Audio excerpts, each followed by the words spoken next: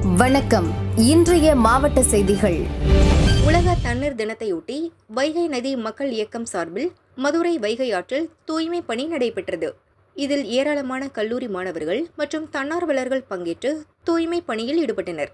நீர்நிலைகளை பாதுகாப்பதன் முக்கியத்துவத்தை வலியுறுத்தி உறுதிமொழி ஏற்றனர். உலக தண்ணீர் தினம் மதுரையில் கொண்டாடப்படுகிறது. மதுரை வைகை ஆறு மிகப்பெரிய அசாதாரணமான ஒரு சூழ்நிலையில் இன்றைக்கி மிகவும் பால்பட்டு தமிழகத்தின் எந்த நதியிலுமே இந்த அளவுக்கு பால்படலை. அந்த அளவுக்கு மதுரையில் வைகை ஆறு கடுமையாக பாதிக்கப்பட்டிருக்கு. அதனால் உலக தண்ணீர் தினத்தில் மதுரை மக்களை நாம் வேண்டிக் கொள்வது, வைகை ஆற்றில் குப்பை போடாமல் நம்முடைய வைகை நதி என்று நம்ம பாதுகாக்க வேண்டும். அதற்காக இன்றைய தினம் வைகையை மாசுபடுத்த மாட்டோம், நீர்நிலைகளை பாதுகாப்போம் என்ற உறுதிமொழியோடு கல்லூரி மாணவர்கள் மற்றும் சமூக ஆர்வலோடு சேர்ந்து இன்றைக்கி வைகை ஆற்றை சுத்தம் செய்து உறுதிமொழி எடுத்திருக்கிறோம்.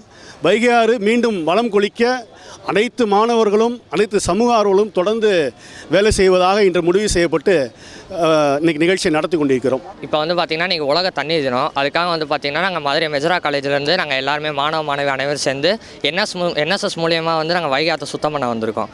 இப்போ இதே மாதிரி பார்த்திங்கன்னா நம்ம சுத்தம் பண்ணுறது மட்டும் இல்லாமல் மக்கள் எல்லாருமே சேர்ந்து இதை பாதுகாத்து சுத்தம் இல்லாமல் நம்ம பார்த்துக்கணும். இப்போ நாங்கள் மெஜரா காலேஜ்லேருந்து என்எஸ்எஸ் மூலமாக இங்கே வைகை ஆறு சுத்தம் பண்ண வந்திருக்கோம். இது எங்கள் மாணவர் எல்லாருமே சேர்ந்து பண்ணுறோம். இது ரொம்ப நல்ல விஷயம். இது நாங்கள் மட்டும் பண்ணல, இந்த மாதிரி பார்க்குற விஷயம் நீங்கள் பார்க்குற மக்கள் எல்லாரும் இதே மாதிரி முன்னெடுத்து இந்த மாதிரி வைகை ஆறை க்ளீன் பண்ண வரணும் நான் நினைக்கிறேன். ரொம்ப சந்தோஷமாக இருக்குது. இது இங்கே மட்டும் இல்லாமல் எங்கள் வீட்டில் எல்லோரும் பண்ணுவோம். நாட்டு பலன் திட்டத்துக்காக இங்கே வந்திருக்கோம். வைகை நதியை சீரமைக்கிறதுக்காக வந்திருக்கோம். இந்த வைகை நதி 5 மாவட்டத்துக்கு உயிர் நாடியாகவும் விவசாயத்துக்காகவும் இருந்தது.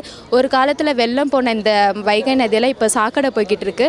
இதை சுத்தம் பண்ணுறதுக்காகவும் மாணவர்களாக நாங்கள் அனைவரும் ஒன்று செய்து வைகை நதியை மறுபடியும் விவசாயத்துக்கும் மக்கள் நலத்துக்கும் சரி பண்ணுவோம் என்று உறுதியளித்தோம். வேலூர் கோட்டை மைதானத்தில் 3ஆம் ஆண்டு புத்தக திருவிழா இன்று துவங்கியது.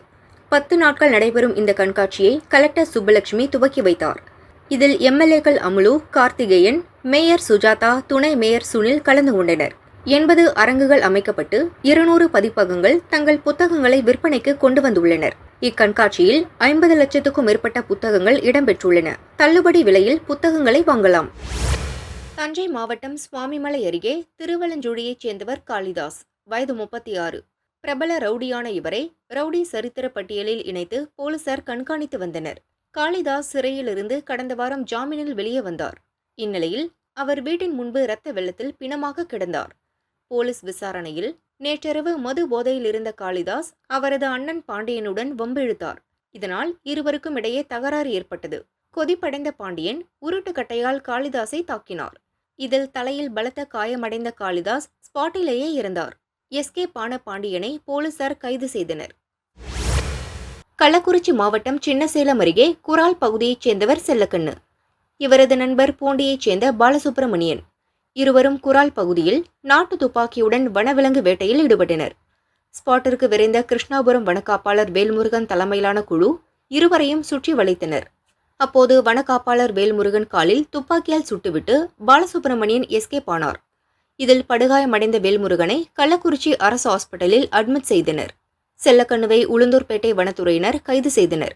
அவரிடமிருந்த நாட்டு துப்பாக்கி மற்றும் 2 வீலர் பறிமுதல் செய்யப்பட்டது. தனிப்படை அமைத்து பாலசுப்ரமணியனை தேடுகின்றனர். வன அதிகாரியை துப்பாக்கியால் சுட்டுவிட்டு பாலசுப்ரமணியன் எஸ்கேப் ஆன சம்பவம் அதிர்ச்சியை ஏற்படுத்தியது. திருப்பத்தூரில் நூலகத்துறை மற்றும் மாவட்ட நிர்வாகம் சார்பாக 4ஆம் ஆண்டு புத்தக திருவிழா இன்று துவங்கியது. கலெக்டர் சிவசவுந்தரவல்லி, MP அண்ணாதுரை துவக்கி வைத்தனர். 60 அரங்குகளில் 1 லட்சத்துக்கும் மேற்பட்ட புத்தகங்கள் காட்சிப்படுத்தப்பட்டுள்ளன. 10 நாட்கள் நடைபெறும் புத்தக திருவிழாவில் 10% சிறப்பு தள்ளுபடி வழங்கப்பட்டுள்ளது.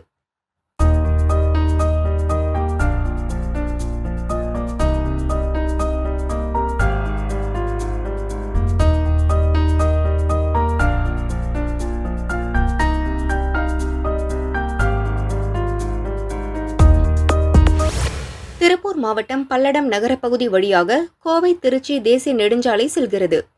ஆயிரக்கணக்கான வாகனங்கள் வந்து செல்லும் இந்த ரோட்டில் வெள்ளக்கோவில், பல்லடம், காரணம்பேட்டை இடையே 4 வழிச்சாலை விரிவாக்க பணிகள் நடக்கிறது. பல்லடம் நகரப்பகுதியில் போதிய இட வசதியின்றி ரோடு குறுகலாக உள்ளது. இதனால் சிறு விபத்துகள், அசம்பாவிதங்கள் ஏற்பட்டாலும் தேசிய நெடுஞ்சாலையில் போக்குவரத்து ஸ்தம்பித்துவிடும். இன்று மதியம் மகாராஷ்டிராவில் இருந்து காற்றாடி ஏற்றிக்கொண்டு வந்த கண்டெய்னர் எம்ஜிஆர் ரோடு சந்திப்பு அருகே வளைவில் திரும்ப முடியாமல் சிக்கிக் கொண்டது. பல்லடம் போக்குவரத்து போலீசார் லாரியை விடுவிக்க வேண்டி போராடினர். இருப்பினும் முயற்சி பலனளிக்காத நிலையில் பொக்லைன் இயந்திரம் வரவழைக்கப்பட்டது. ரோட்டில் இருந்த மைய தடுப்பு கற்கள் அகற்றப்பட்டு லாரி திரும்புவதற்கு இடவசதி ஏற்படுத்தப்பட்டது. அதற்குள் தேசிய நெடுஞ்சாலையில் வாகனங்கள் பல கிலோமீட்டர் தூரத்துக்கு அணிவகுத்து நின்றன. ஆம்புலன்ஸுகளும் நெரிசலில் சிக்கின. 2 மணி நேரத்துக்கும் மேல் நடந்த போராட்டத்துக்கு பின் காற்றாடியுடன் வந்த கண்டெய்னர் பல்லடம் கொச்சி ரோட்டில் நிறுத்தப்பட்டது. அதன் பிறகே வாகனங்கள் ஒன்றன் பின் ஒன்றாக ஊர்ந்து சென்றன. போக்குவரத்து நிறைந்த நேரத்தில் கனரக வாகனங்கள் நகருக்குள் வராமல் தடுக்க எஸ்பியுடன் ஆலோசித்து அபராதம் விதிக்கப்படும் என போக்குவரத்து இன்ஸ்பெக்டர் திருநாவுக்கரசு கூறினார். புரியல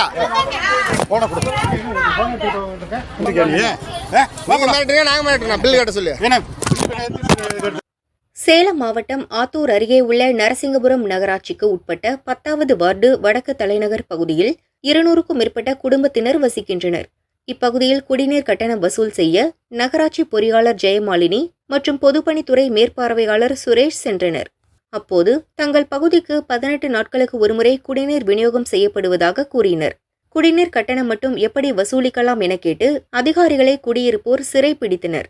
அதிகாரியிடம் வாக்குவாதத்தில் ஈடுபட்டதை சிலர் செல்போனில் வீடியோ எடுத்தனர். அதிகாரிகள் தட்டிவிட்டதால் செல்போன் உடைந்தது. ஸ்பாட்டிற்கு விரைந்த போலீசார் சமாதான பேச்சுவார்த்தையில் ஈடுபட்டனர். அதிகாரிகளை மக்கள் சிறைப்பிடித்த சம்பவம் பரபரப்பை ஏற்படுத்தியது. கொடைக்கானல் மற்றும் புதுச்சேரி சுற்றுச்சூழல் தலைவர் ரவீந்திரன் தலைமையில் உலக வன தினம் மற்றும் உலக தண்ணீர் தின விழிப்புணர்வு மரக்கன்று நடும் நிகழ்ச்சி கொடைக்கானலில் நடைபெற்றது. கொடைக்கானல் லயன்ஸ் கிளப் மற்றும் கொடைக்கானல் மலை பாதுகாப்பு கவுன்சில் சார்பில் மரக்கன்றுகள் நடப்பட்டன. நிகழ்ச்சியில் கொடைக்கானல் நீதிபதி மற்றும் பழனி சப்கோர்ட் நீதிபதி உள்ளிட்டோர் பங்கேற்றனர்.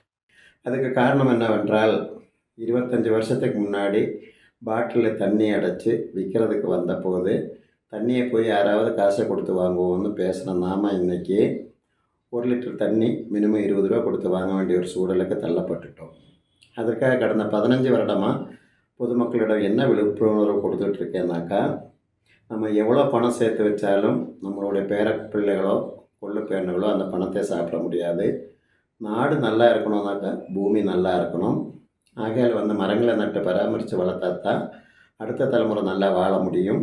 அப்படி இல்லைன்னாக்கா கட்டாயம் அடுத்த தலைமுறையில் முதுகில் சிலிண்டரை கட்டிட்டு ஆக்சிஜனை சுவாசிக்க வேண்டிய ஒரு நிலைமை உருவாயிடக்கூடாது. அதற்காக நம்ம ஒவ்வொருத்தரும் குறைஞ்சபட்சம் 10 மரங்களாக நட்டு பராமரித்து வளர்க்கணுங்கிற விழிப்புணர்வு கொடுத்துக்கிட்டு